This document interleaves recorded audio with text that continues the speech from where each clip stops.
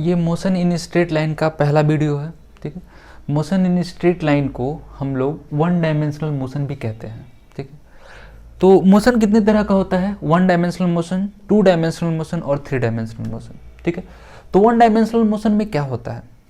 Actually one dimensional motion उसे हम लोग कहते हैं कि कोई बॉडी स्ट्रेट पाथ में मूव कर रहा है। ठीक है, और उसका डायरेक्शन कुछ भी हो, वो उसी डायरेक्शन में मूव करना चाहिए। जो उसका शुरू में डायरेक्शन हो वहीं बाद में भी हो उसका डायरेक्शन, लेकिन स्ट्रेट पाथ में मूव करे, उसे हम लोग बोलते हैं मोशन इन स्ट्रेट लाइन। यानी कि जैसे ये जो मोशन है, मोशन इन स्ट्रेट लाइन है, आगे की तरफ हॉरिजेंटली जा रहा है। ठीक है, दूसरा ये भी हो सकता है किसी एंगल से ये जा रहा है, तो इसका जो वेलोसिटी है वो भी स्ट्रेट लाइन का है। ठीक है, यानी कि वो अपने डायरेक्शन को बीच में कहीं चेंज नहीं कर रहा है, जो स्टार्टिंग में उसका जो डायरेक्शन हो गया वही है। या फिर वो डाउनवर्ड डायरेक्शन में मूव करे, वो किसी भी डायरेक्शन में मूव करे, लेकिन जो पाथ है वो स्ट्रेट होना चाहिए। उसी को हम लोग बोलते हैं मोशन इन स्ट्रेट लाइन, या फिर उसे हम लोग वन डायमेंशनल मोशन भी बोलते हैं। टू डायमेंशनल मोशन क्या होता है? यानी कि उसका जो मोशन है दो डायमेंशन में हो। ठीक है, दो डायमेंशन, या फिर उसके मोशन को मेजर करने के लिए हमें दो डायमेंशन की ज़रूरत पड़े। ठीक है, यानी कि अगर हम किसी टावर पर से या फिर मल्टी स्टोरेज बिल्डिंग से हम किसी पत्थर को फेंकते हैं, ऐसे पत्थर को हम फेंकते हैं, ठीक है, तो क्या होता है? वो आगे भी जा रहा होता है और नीचे भी आता है, यानी कि वो कर्व पाथ ले रहा है, कर्व पाथ ले रहा है। ठीक है, इसकी वजह से इसका जो मोशन होता है टू डायमेंशनल हो जाता है। और थ्री डायमेंशनल मोशन क्या होता है? एक ऐसा बॉडी जो एक्स एक्सिस में, वाई एक्सिस में और जेड एक्सिस में वो मूव करता है, यानी कि तीनों डायमेंशन में मूव करे, उसे हम लोग बोलते हैं थ्री डायमेंशनल मूव। ठीक है, उसका एग्जांपल क्या होता है? जैसे मक्खी जो है हवा में जब उड़ती है तो तीनों डायमेंशन में मूव करती है ना, ऊपर भी जाती है, नीचे भी, और साइड साइड, इस मतलब उसके साथ साथ इस धर भी निकलती है। ठीक है, यानी कि वो सेम प्लेन में मूव नहीं करता है। टू डायमेंशनल मोशन जो है एक प्लेन में होता है, आगे और नीचे, लेकिन सेम प्लेन में रहेगा। जब कोई बॉडी अपने प्लेन को छोड़ने भी लगता है, यानी कि दो मोशन के मतलब दो डायमेंशन के मोशन के अलावा अपने प्लेन को अगर छोड़ने लगे तो थ्री डायमेंशनल मोशन कहलाता है। ठीक है, खैर थ्री डायमेंशनल मोशन हमें नहीं पढ़ना है, केवल वन डायमेंशनल और टू डायमेंशनल मोशन पढ़ना है। ठीक है, आज की वीडियो में हम लोग डिस्टेंस कवर करेंगे, यानी कि डिस्टेंस और डिस्प्लेसमेंट। ठीक है, स्पीड और वेलोसिटी एक्सेलरेशन हम लोग नेक्स्ट वीडियो में देखेंगे। ठीक है, इस वीडियो में अगर इसको हम लोग इंक्लूड करेंगे तो काफ़ी लेंदी हो जाएगा, तो इसके बारे में हम लोग समझेंगे और इसका कुछ बेसिक न्यूमेरिकल सॉल्व करेंगे। ठीक है,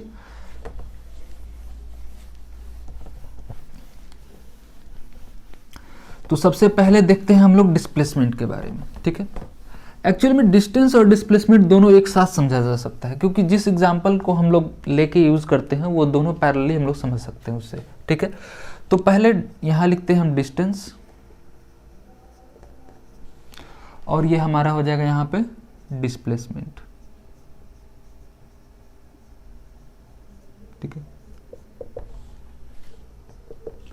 इसको हम समझ लेते हैं डिस्टेंस क्या होता है। ठीक है,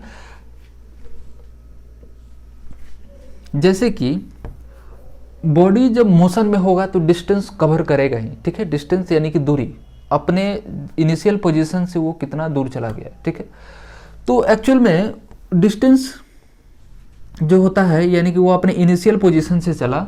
ठीक है, इनिशियल पोजीशन से चल के वो पाथ ऐसे कुछ कवर किया। ठीक है, यानी कि कोई, या फिर जैसे दीवार पे कोई इंसेक्ट चलता है तो उसका कोई फिक्स डायरेक्शन नहीं होता, कभी आगे भी जा सकता है फिर नीचे आता है, जैसे जैसे उसको अपना मन किया या फिर उसको कुछ और दिखता है तो मूव करता रहता है। ठीक है, तो जब ये मूव कर रहा है तो पाथ लेंथ का मतलब हुआ कि जिस जिस रास्ते से होके वो पूरे रास्ते चला है उसे हम लोग बोलते हैं पाथ, और उस सारे पाथ के लेंथ को हम लोग बोलते हैं पाथ लेंथ। यानी कि वो डिस्टेंस कितना कवर किया, ये सारे को हम लोग मेजर करेंगे।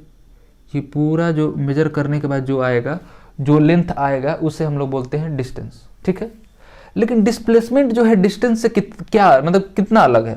ठीक है, तो इससे अगर हम लोग देखें कि अगर कोई चीज़ ऑब्जेक्ट यहाँ से चल के यहाँ पहुँचा, ठीक है, तो डिस्टेंस तो पाथ लेंथ होता है, लेकिन डिस्प्लेसमेंट पाथ लेंथ हम नहीं देता है। ठीक है, वो इनिशियल से फाइनल के बीच का जो सबसे शॉर्टेस्ट डिस्टेंस होता है उसे हम लोग बोलते हैं डिस्प्लेसमेंट।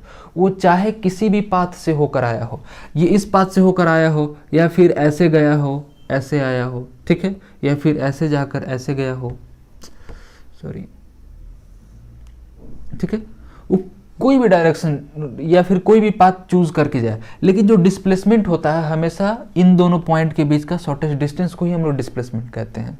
ठीक है, तो फिर हम लोग मालूम कैसे चलेगा कि इसका जो डिस्प्लेसमेंट है, डिस्प्लेसमेंट फाइंड करने के लिए इनिशियल और फाइनल पोजीशन हम चूज कैसे करेंगे। ठीक है, तो एक समझ लेते हैं हम लोग। जैसे मान लेते हैं ऐसे कुछ करके ऑब्जेक्ट जा रहा है, ठीक है, वो एक मिनट में यहाँ पहुँचता है, दूसरे मिनट में यहाँ पहुँचता है, ठीक है, तीसरे मिनट में यहाँ पहुँचता है और चौथे मिनट में यहाँ पहुँच जाता है। ठीक है, तो जो इनिशियल और फाइनल पोजीशन है वो टाइम के हिसाब से डिसाइड होता है। ऐसा नहीं है कि फाइनल पोजीशन जहाँ जाके वो रुकता है वहीं पर फाइनल पोजीशन नहीं होता है, हमारे टाइम के हिसाब से होता है। यानी कि अगर किसी क्वेश्चन में दिया है कि कोई बॉडी अपने इनिशियल पोजीशन से चला, ठीक है, वो 2 मिनट के बाद उसका डिस्प्लेसमेंट कितना होगा, तो 2 मिनट के बाद तो वो यहाँ तक पहुँचा ना, तब हम क्या करेंगे, फाइनल पोजीशन इसी को हम ले लेंगे। ठीक है, तो यहाँ से और यहाँ के बीच का हम दूरी निकाल देंगे, शॉर्टेस्ट डिस्टेंस निकाल देंगे, वही हमारा डिस्प्लेसमेंट हो जाएगा। और डिस्टेंस भी यहाँ से लेकर यहाँ तक का पाथ लेंथ हम निकालेंगे। पाथ लेंथ यानी कि जिस रास्ते से होकर गया है उसका पाथ लेंथ निकालेंगे, वही डिस्टेंस कहलाएगा। ठीक है, तो अगर मान लीजिए फिर 3 मिनट अगर दे दिया, 3 मिनट अगर देता है तो क्या होगा, 3 मिनट अगर देता है तो यानी कि इसके लिए इनिशियल पोजीशन तो वही रहेगा, लेकिन फाइनल पोजीशन चेंज हो जाएगा। यहाँ इसके बारे में इसका मतलब पूछा है, 3 मिनट के बाद वो यहाँ पहुँच चुका होगा, तो इसका डिस्प्लेसमेंट जो होगा ये होगा। ठीक है, 4 मिनट के बाद का बात करेगा तो फिर ये होगा। यानी कि जो डिस्प्लेसमेंट होता है, जितना भी टाइम इंटरवल दिया है उसके बीच का इनिशियल और फाइनल, यानी उसके बीच का जो सबसे शॉर्टेस्ट डिस्टेंस होता है उसे हम लोग डिस्प्लेसमेंट बोलते हैं। ठीक है, और बाकी किसी पाथ से हमको फर्क नहीं पड़ता है, भले ही वो वापस फिर इसी डायरेक्शन में आने लगे, यानी कि वो चलते चलते चलते फिर यहाँ पर पहुँच जाए, यानी कि 5वें मिनट में यहाँ पहुँच गया, तो इसका जो डिस्प्लेसमेंट होगा कुछ ये होगा। ठीक है, तो यानी कि हमको क्या मिला सीखने को, कि जो डिस्प्लेसमेंट डिस्टेंस होता है, it is the path length covered by moving object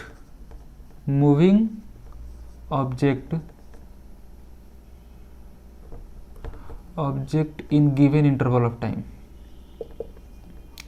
यानी कि टाइम भी तो जरूरी है, टाइम चेंज कर जाता है तो हमारा क्या होता है, इनिशियल और फाइनल पोजीशन भी चेंज हो जाता है in given interval of time.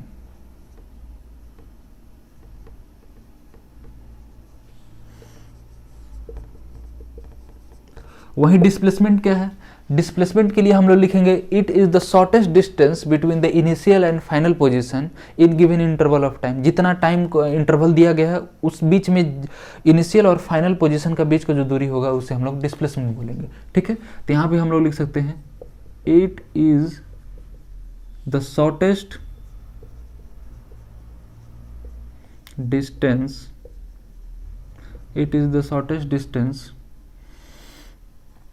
between the initial and final position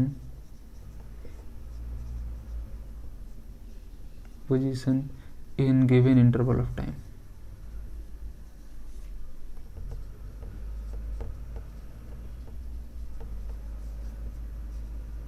ठीक है, तो यही दोनों के बीच में यही डिफरेंस है कि ये जो है पूरे पाथ के लेंथ को मेजर करते हैं तब हमें डिस्टेंस मिलता है, और डिस्प्लेसमेंट ऐसा है। ठीक है, शॉर्टेस्ट डिस्टेंस। एक एग्जांपल लेते हैं हम लोग। ठीक है, एक और अच्छा एग्जांपल इसको समझने के लिए हम लोग लेते हैं कि मान लेते हैं कि एक पहाड़ है। ठीक है, कुछ पहाड़ है ऐसे करके, और इस पे किनारे किनारे से कुछ ऐसे ऐसे करके रास्ता बना हुआ है।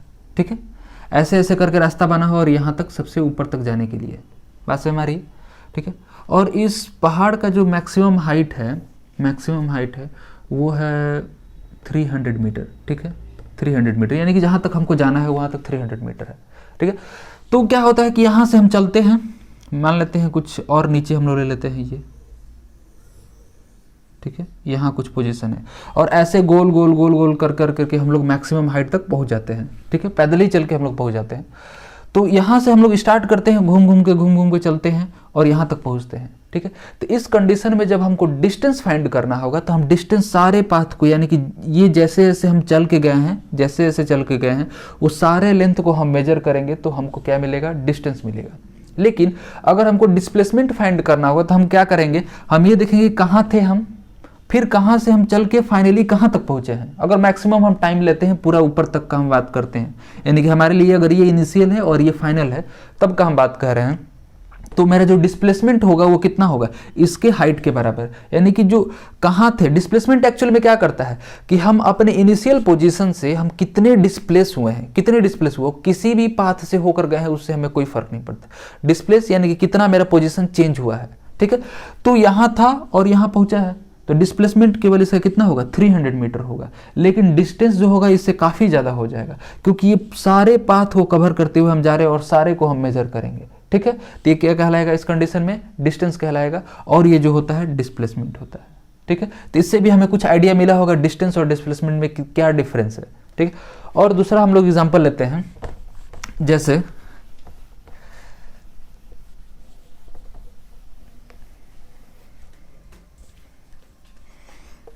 कोई बॉडी यहाँ से यहाँ चला, ठीक है, इसका ये इनिशियल पोजीशन है और ये फाइनल पोजीशन है, ठीक है। फिर यहाँ से नीचे आता है, नीचे आएगा तो इसको भी 10 मीटर लेते हैं और इसको भी 10 मीटर लेते हैं, इसे भी 10 मीटर लेते हैं। तो यहाँ से यहाँ ट्रैवल करने के लिए जब यहाँ पहुँचता है तो इसका डिस्टेंस होगा 10 मीटर प्लस 10 मीटर 20 मीटर। लेकिन डिस्प्लेसमेंट ये नहीं मेजर करेगा, डिस्प्लेसमेंट मेजर करता है ये इनिशियल और फाइनल के बीच का, ठीक है। यहाँ से यहाँ इसको मेजर करेगा, यहाँ हम पाइथागोरस थ्योरम लगा के इसको हम लोग फाइंड कर सकते हैं, ठीक है। तो ये हो गया हमारा डिस्प्लेसमेंट, जबकि डिस्टेंस ये है, ठीक।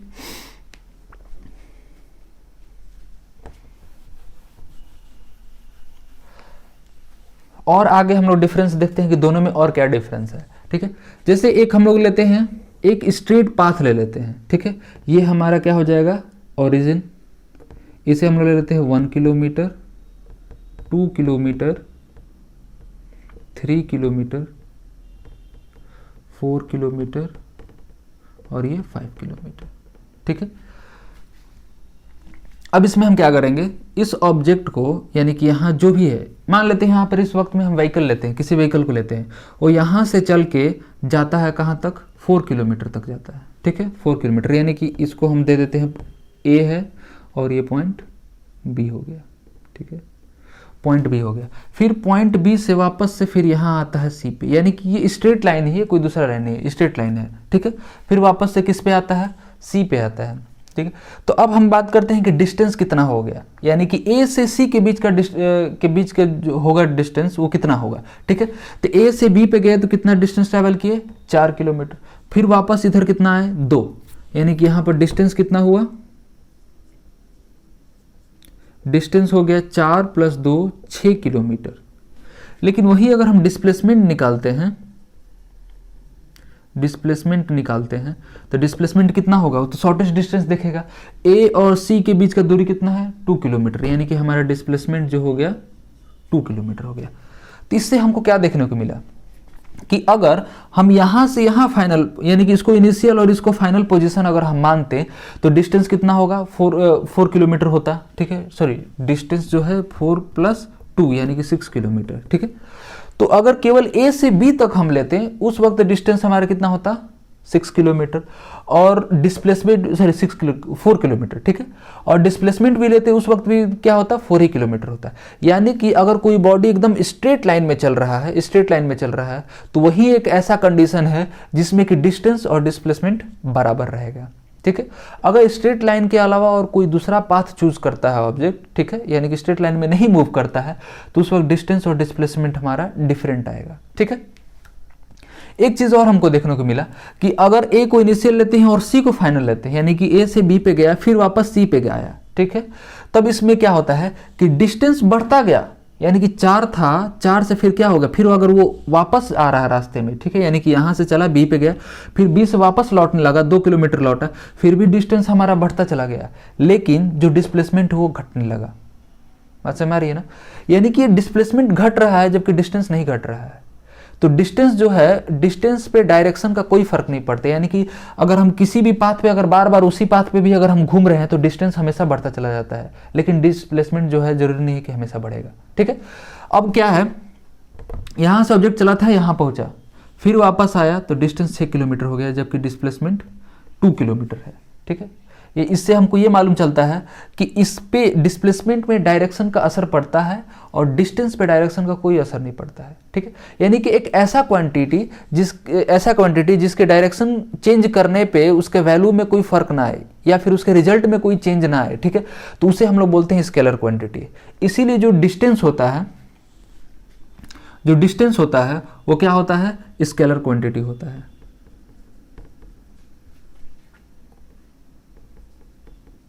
स्केलर क्वांटिटी होता है। लेकिन यहां हम डिस्प्लेसमेंट के साथ अगर देखते हैं तो क्या हुआ, डायरेक्शन चेंज किया तो इसका डिस्प्लेसमेंट क्या घटने लगा। ऐसे तो बढ़ा था लेकिन फिर वापस से घटने लगा। इसलिए यानी कि इस पर क्या हुआ, डायरेक्शन अगर चेंज करने की वजह से इसके क्वांटिटी में क्या हो रहा है, यानी कि इसके रिजल्ट में चेंज आ रहा है। इसके रिजल्ट में जब चेंज आएगा तो यानी कि ये क्या है, डायरेक्शन से इस पर असर पड़ता है, इसलिए इसे हम लोग बोलते हैं वेक्टर क्वांटिटी। वेक्टर क्वांटिटी यानी कि एक ऐसा क्वांटिटी जो अपने डायरेक्शन चेंज करने की वजह से उसका अपना रिजल्ट चेंज कर दे, उसे हम लोग बोलते हैं वेक्टर क्वांटिटी। और जिसका डायरेक्शन चेंज करने के बावजूद भी उसका क्वांटिटी ना चेंज हो, उसे हम लोग बोलते हैं स्केलर क्वांटिटी। ठीक है, जैसे एक एग्जांपल लेते हैं हम लोग, गाड़ी में ऑडोमीटर होता है जो कि डिस्टेंस बताता है कि हम डिस्टेंस कितना ट्रैवल किए हैं। ठीक है, यानी कि हम घर से निकले 4 किलोमीटर गए। ठीक है, फिर वापस जब हम घर आने लगते हैं तो देखिए 4 किलोमीटर जब हम गए यहाँ पर बी पे तो क्या दिखाएगा कि हम 4 किलोमीटर डिस्टेंस ट्रैवल कर लिए हैं। ठीक है, यानी कि अगर फिर वापस हम घर आने लगेंगे तो क्या वो घटने लगेगा, यानी कि 4 से फिर 3 होगा, यहाँ पहुंचेंगे, फिर यहाँ पहुंचेंगे तो 2 किलोमीटर होगा, यहाँ पहुंचेंगे 1 किलोमीटर, फिर यहाँ आएंगे तो 0 नहीं। जबकि डिस्टेंस है ना वो पूरे पाथ लेंथ को कवर करता है। यहाँ गए तो वो 4 मेजर करेगा, फिर वापस आएंगे तो और 4 मेजर करेगा, यानी कि 4 + 4 8 हो जाएगा। ए से बी पे गया, बी से फिर वापस ए पे आ गए तो हमारा डिस्टेंस कितना हो गया, 8 किलोमीटर हो गया। और जबकि डिस्प्लेसमेंट कितना हो जाएगा, 0 हो जाएगा। 0 क्यों होगा, क्योंकि ए से चले थे फिर ए पे ही आ गए, तो इनिशियल और फाइनल पोजीशन हमारा क्या हुआ, ए ही हुआ, और दोनों के बीच का दूरी तो 0 हुआ, इसलिए डिस्प्लेसमेंट 0 हो जाएगा। ठीक है, तो अब इससे हमको क्या निष्कर्ष निकला कि डिस्टेंस अगर एक बार बढ़ता है तो हमेशा बढ़ता ही जाता है। ठीक है, वो कभी माइनस घट नहीं सकता है, लेकिन जो डिस्प्लेसमेंट है वो बढ़ेगा घटेगा और वो माइनस में भी हो जाता है। माइनस में कैसे होगा, यानी कि अगर इसको इस डायरेक्शन को अगर हम पॉजिटिव मानते हैं, इस डायरेक्शन को अगर पॉजिटिव मानते हैं, ठीक है, तो इस डायरेक्शन में अगर चलेगा तो क्या होगा, सारे जो डिस्प्लेसमेंट होंगे हम पॉजिटिव मेजर करेंगे। यहाँ से यहाँ गया तो 1 किलोमीटर डिस्प्लेसमेंट, फिर यहाँ गया तो 2 किलोमीटर डिस्प्लेसमेंट। लेकिन अगर ये वापस आते आते आते ओरिजिन पे आया, ओरिजिन से फिर ये 1 किलोमीटर पीछे चला गया, ठीक है, 1 किलोमीटर पीछे चला गया, तो इसका जो डिस्प्लेसमेंट होगा -1 किलोमीटर होगा। ठीक है, यानी कि जो डिस्प्लेसमेंट हो पॉजिटिव भी हो सकता है, नेगेटिव भी हो सकता है और 0 भी हो सकता है, यानी कि जहां से चला फिर वापस वहीं पे आ गया तो उसका डिस्प्लेसमेंट 0। ठीक है, पॉजिटिव तो हम देख ही लिए कि अगर एक डायरेक्शन में जा रहा है जिसको कि हम पॉजिटिव कंसीडर किए हैं तो उस सारा डिस्प्लेसमेंट पॉजिटिव होगा। फिर वापस ओरिजिन से अगर पीछे चला जाए तो उसका डिस्प्लेसमेंट क्या हो जाएगा, नेगेटिव होगा। लेकिन डिस्टेंस के साथ ऐसा नहीं है, डिस्टेंस आगे गया, ठीक है, वो इंक्रीज करता गया डिस्टेंस, फिर वापस से उसी जगह पर आया तो ऐसा नहीं कि वो घटा, वो भी बढ़ता गया बढ़ता गया बढ़ता गया। अगर वापस हम पीछे भी आते हैं फिर भी डिस्टेंस बढ़ेगा ही, यानी कि जो डिस्टेंस है वो कभी निगेटिव नहीं हो सकता है और 0 नहीं हो सकता है। ठीक है, यानी कि बढ़ने के बाद एक बार वो डिस्टेंस कुछ ना कुछ अगर इंक्रीज हो गया तो वापस से वो 0 नहीं हो सकता है। अगर हम मूव करेंगे तो बढ़ेगा ही, घटेगा नहीं, भले उतने पे रुका रहेगा लेकिन घटेगा नहीं। ठीक है, तो हमारा एक पॉइंट इसमें क्या होगा, प्रॉपर्टी डिस्प्लेसमेंट का प्रॉपर्टी ये होगा कि it can be positive comma negative and 0। ठीक है, ये पॉजिटिव भी हो सकता है, नेगेटिव भी हो सकता है और 0 भी हो सकता है। ठीक है, और ये है हमेशा पॉजिटिव होता है, it is always positive, always positive. ठीक है, और हम लोग क्या देखे थे कि डिस्टेंस जो है स्केलर क्वांटिटी है और हमारा जो डिस्प्लेसमेंट है वो वेक्टर क्वांटिटी है। ठीक है, तो एक और ऐड हो जाएगा,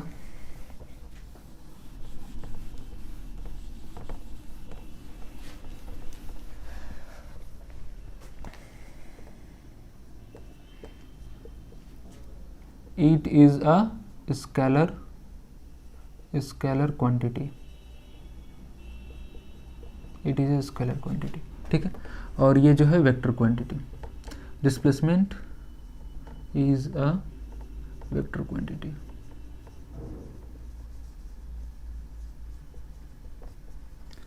वेक्टर और स्केलर को और एक और एग्जांपल से हम लोग समझ लेते हैं, फोर्स से, ठीक है। हम लोग सब जानते हैं कि फोर्स जो है एक तरह का वेक्टर क्वांटिटी है, तो हम समझते हैं कि इसके डायरेक्शन को चेंज करने पे इस पे भी कैसे रिजल्ट डिफरेंट आता है, ठीक है।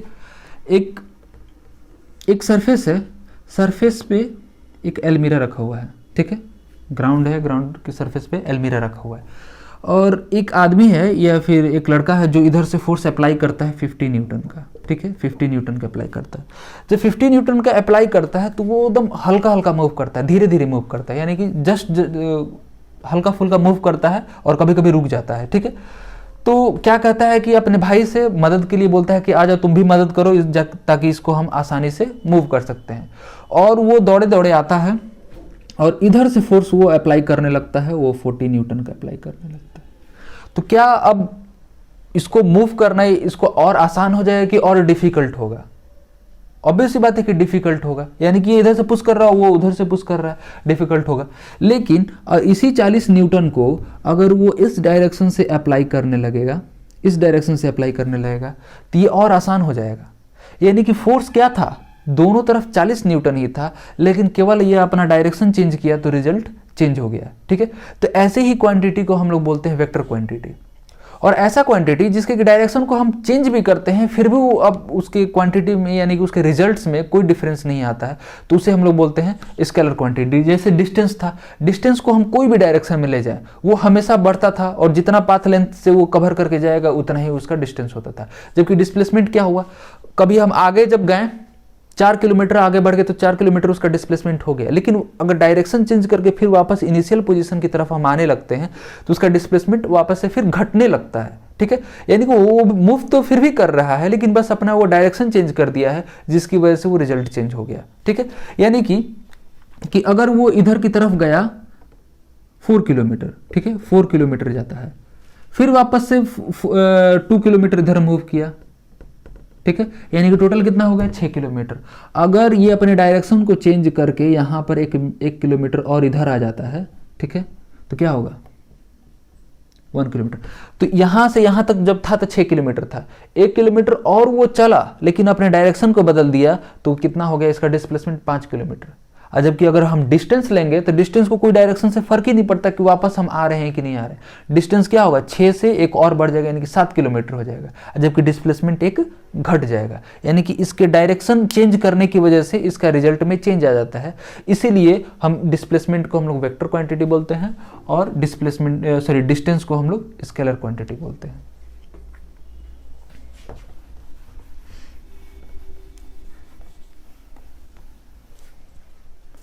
ठीक है, और एक पॉइंट हम लोग देखेंगे इसमें, ये जो होता है इसके हिसाब से डिस्प्लेसमेंट को अगर हम लोग देखें तो इसका ओरिजिन यानी कि ओरिजिन हम चेंज कर देंगे फिर भी जो चेंज इन डिस्प्लेसमेंट है वो सेम रहता है, ठीक है। चेंज इन डिस्प्लेसमेंट क्या होता है, ठीक है, चेंज इन डिस्प्लेसमेंट का मतलब ये होगा कि ये हमारा ओरिजिन हो गया, ठीक है, ओरिजिन हो गया और यहाँ पर बॉडी ए था और ए से कहाँ गया बी पे गया, ठीक है। ये 1 किलोमीटर पे है और ये 2 किलोमीटर पे है। इनिशियली कहाँ था, यहाँ था, और यहाँ से चल के यहाँ आया, तो यानी कि इन दोनों के बीच डिस्प्लेसमेंट कितना हुआ 1 किलोमीटर का हुआ, ठीक है। तो अगर यहाँ से हम मेजर करते हैं तो पहले क्या होगा, ये 1 किलोमीटर ट्रैवल किया है, यानी कि 1 किलोमीटर ओरिजिन से कितना है 1 किलोमीटर दूरी पे है, और ट्रैवल करके ओरिजिन से कितना 2 किलोमीटर दूरी पे चला गया, तो इसका डिस्प्लेसमेंट कितना हो गया 2 - 1 यानी कि 1 किलोमीटर ट्रैवल किया। अब हम क्या करते हैं कि इसके ओरिजिन को चेंज करके यहाँ पर ला देते हैं, यानी कि ये इसका ओरिजिन हो जाएगा।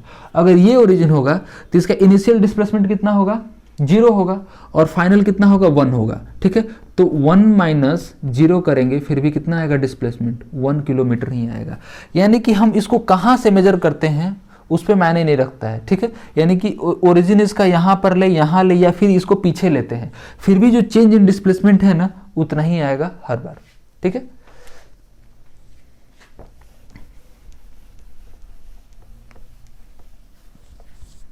इस पर कुछ हम लोग एग्जाम्पल्स देख लेते हैं।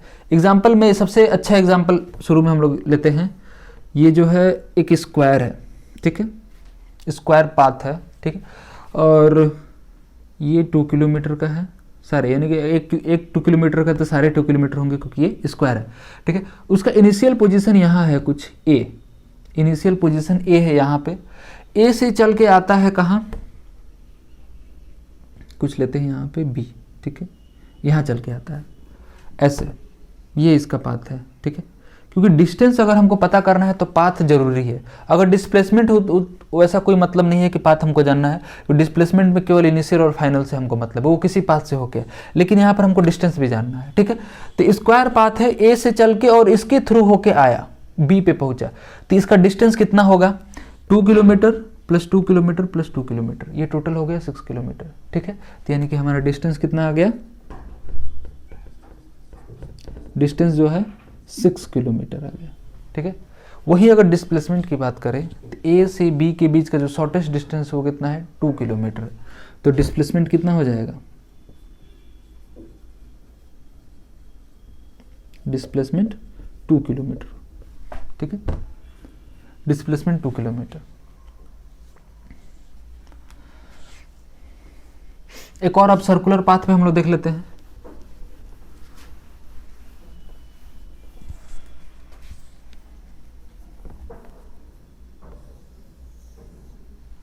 अगर सर्कुलर पाथ पे है और एक ऑब्जेक्ट यहाँ है, ठीक है, यहाँ से चल के फिर वो वापस से यहाँ पर आता है, ठीक है, यानी कि डायमेट्रिकली ट्रैवल करता है, यानी कि इस पॉइंट की जस्ट अपोजिट डायरेक्शन में पहुँचता है। इसका रेडियस है 10 मीटर, ठीक है, इसका रेडियस 10 मीटर है। तो यहाँ से जब चल के यहाँ पर आता है तो इसका डिस्टेंस कितना होगा, इसके सरकमफ्रेंस के यानी कि सेमी सरकमफ्रेंस के बराबर होगा, ठीक है। और डिस्प्लेसमेंट कितना होगा, इसके डायमीटर के बराबर, यानी कि यहाँ से गया तो 10 मीटर तो इसका रेडियस है ना, तो 10 मीटर इधर और 10 मीटर इधर, ठीक है। तो इसका जो डिस्प्लेसमेंट होगा 20 मीटर, और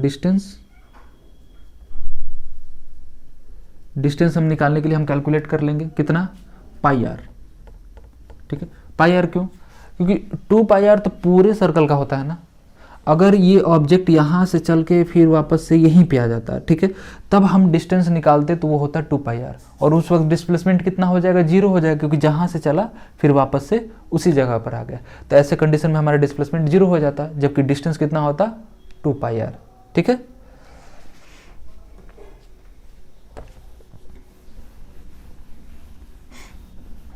और एक चीज़ और छूट रहा है हमारा कि इसका एसआई यूनिट क्या होता है, ठीक है। तो एसआई यूनिट अगर हम देखते हैं तो ये होगा मीटर, क्योंकि ये लेंथ है और लेंथ का एसआई यूनिट मीटर होता है, ठीक है। तो एसआई यूनिट इज मीटर, ठीक है, स्मॉल एम से डिनोट करते हैं, और इसका भी सेम होगा क्योंकि ये भी लेंथ है, ठीक है। तो इसका भी एसआई यूनिट